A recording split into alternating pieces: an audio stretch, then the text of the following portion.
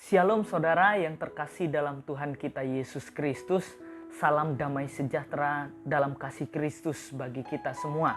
Saudara yang terkasih dalam Tuhan, dalam video ini saya akan membahas pandangan dari Ustadz Moko Ginta yang mengatakan dalam videonya, Yesus mengaku dia diutus oleh Tuhan, berarti Yesus bukan Tuhan. Mari saudara kita simak video ini.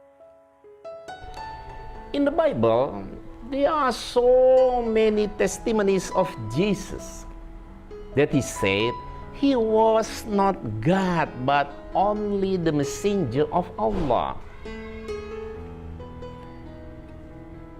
Please pay attention with this verse, which was said by Jesus in the four Bibles.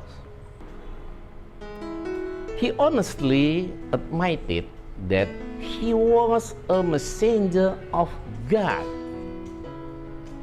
Matthew chapter number 10 verse number 40, Jesus said, "Anyone who welcomes you welcomes me, and anyone who welcomes me also welcomes the one who sent me." Mark chapter number 9, verse number 37, Jesus said, "When you welcome even a child because of me, you welcome me. And when you welcome me, you welcome the one who sent me." Luke chapter number 10, verse number 16, Jesus said, "My follower, whoever listens to you is listening to me. Anyone who says no to you is saying no to me. And anyone who say no to me is really saying no to the one who sent me."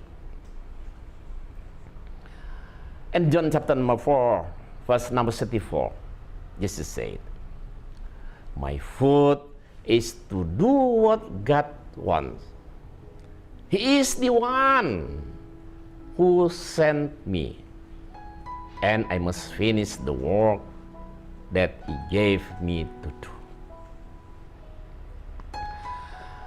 Every person who claims to be sent by God is definitely not God. Jesus claimed to be sent by God. It means Jesus is not God. Saudara yang terkasih dalam Tuhan kita Yesus Kristus, dalam video ini beliau mengutip Injil Matius 10 ayat yang ke-40, Markus 9 ayat 37, Lukas 10 ayat 16, dan Yohanes 4 ayat 34. Mari saudara kita perhatikan ayat-ayat Alkitab ini. Saudara yang terkasih dalam Tuhan kita Yesus Kristus, kalau kita memperhatikan secara jeli, kita pasti dapat memahami keempat Injil yang sudah dipaparkan oleh Ustadz Moko Ginta dengan baik dan benar. Nah saudara, sebagai seorang yang mau tahu tentang kebenaran, kita tidak boleh memfokuskan diri kita kepada beberapa kata yang ada di dalam Alkitab, tetapi pahamilah secara keseluruhan. Artinya, jika kita memahami ayat-ayat Alkitab yang sudah dipaparkan tadi, kita tidak boleh memfokuskan diri kita hanya kepada kata mengutus, tetapi perhatikanlah keseluruhan kata yang ada di ayat tersebut. Mari saudara kita perhatikan Injil yang sudah dipaparkan satu persatu. Yang pertama, mari kita perhatikan Matius 10 ayat yang ke-40. Di situ dituliskan, "Barang siapa menyambut kamu, ia menyambut aku. Dan barang siapa menyambut aku, ia menyambut dia yang mengutus aku." Saudara, kita jangan memfokuskan diri kita hanya kepada kata mengutus, tetapi perhatikanlah di situ, barang siapa menyambut aku, maksudnya Yesus, ia menyambut dia yang mengutus aku. Artinya saudara, barang siapa menyambut Yesus itu berarti sama dengan menyambut Bapa. Yang kedua, perhatikan di dalam Markus 9 ayat yang ke-37. Di situ dituliskan demikian. Barang siapa menyambut seorang anak seperti ini dalam namaku, ia menyambut aku. Dan barang siapa menyambut aku, bukan aku yang disambutnya, tetapi dia yang mengutus aku. Nah saudara, sebenarnya Markus 9 ayat 37 ini memiliki arti yang sama. Perhatikan dari bagian barang siapa menyambut aku, menyambut Yesus, bukan aku yang disambutnya, tetapi dia yang mengutus aku. Maksudnya bukan hanya Yesus saja yang disambut, tetapi juga Bapa yang mengutus Yesus. Perhatikan bagian berikutnya saudara, Lukas pasal yang ke-10 ayat yang ke-16.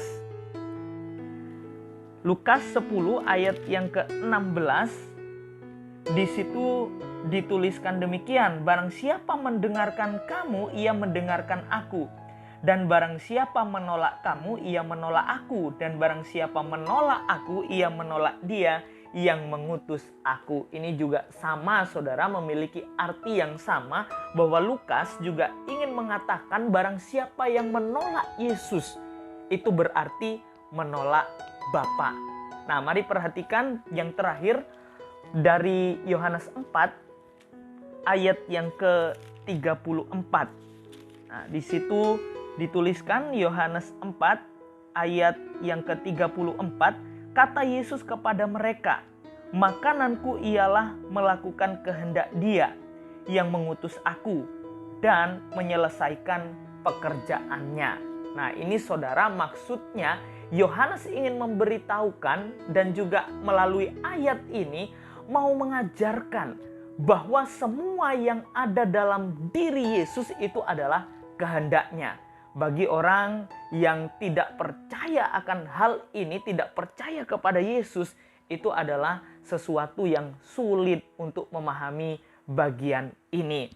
Nah saudara, sebenarnya ada begitu banyak ayat-ayat Alkitab yang mengatakan tentang mengutus Yesus, bahwa Bapa mengutus Yesus. Nah, itu kita tidak boleh memfokuskan diri kita hanya kepada kata mengutus. Mari kita perhatikan beberapa bagian satu dari Injil Yohanes yang dijelaskan oleh Louis Prasetyo, dan ini memiliki arti yang sama. Mari kita perhatikan videonya.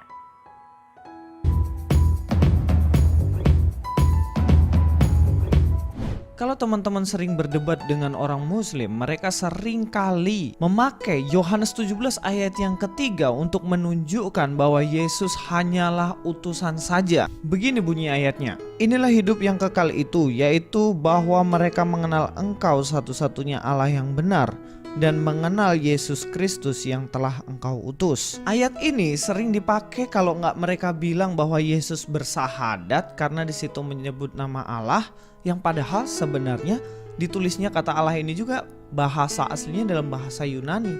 Mereka kan tolak itu sebenarnya, tapi saya nggak mau fokus di situ. Mereka selalu memakai ayat ini untuk menunjukkan bahwa Yesus hanyalah utusan saja. Lalu bagaimana cara kita untuk bisa membantah ini hanya dengan satu langkah saja? Saya akan membahasnya.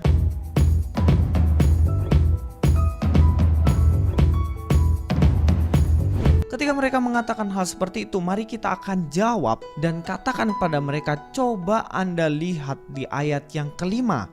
Apa bunyinya ayat yang kelima? Oleh sebab itu ya Bapa, permuliakanlah aku padamu sendiri dengan kemuliaan yang kumiliki di hadiratmu sebelum dunia ada. Pertama sih yang saya mau bahas adalah permuliakanlah aku padamu sendiri. Nah, jika Yesus hanya utusan saja, dia tidak memiliki hakikat yang sama dengan Tuhan Bapa, mana mungkin dia berani mengatakan permuliakanlah aku padamu, yang artinya Bapa dan Yesus adalah satu yang memiliki kemuliaan yang sama. Kalimat selanjutnya dikatakan dengan kemuliaan yang kumiliki di hadiratmu. Nah, kemuliaan yang sama yang dimiliki oleh Bapa itu ternyata dimiliki Yesus juga. Dikatakan di kalimat selanjutnya, sebelum dunia ada. Bahkan sebelum dunia ini ada, kemuliaan Yesus sudah ada bersama-sama dengan Allah.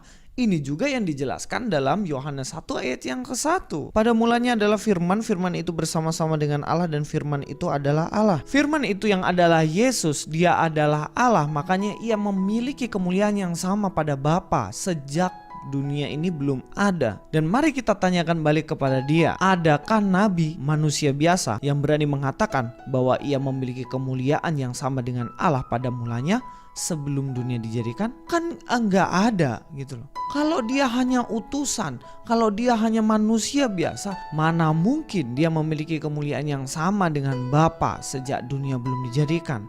Paham kan? Saya yakin mereka tidak akan bisa menjawab ataupun menjelaskan ayat ini. Ya masalahnya satu, suka kutip-kutip ayat dan tidak membuka konteks keseluruhan. Ini share saya hari ini, mudah-mudahan ini bisa menjadi bekal buat teman-teman semua ketika menghadapi orang-orang yang tanda kutip merasa lebih tahu dari kita tentang Alkitab. God be with you. Nah, saudara yang terkasih dalam Tuhan Yesus Kristus, kita jelas kalau kita memperhatikan hanya pada kata mengutus, pasti kita akan memiliki salah tafsir dalam setiap kehidupan kita. Tetapi ingatlah, jangan pernah kita memfokuskan hanya kepada kata per kata ayat, tetapi perhatikan apa yang ingin Yesus sampaikan dan apa maksud penulis menuliskan bagian Alkitab. Biarlah melalui apa yang kita dengar dan apa yang kita lihat pada hari ini boleh membawa kita untuk lebih mengenal Juru Selamat, yaitu Tuhan kita Yesus Kristus. Tuhan Yesus memberkati.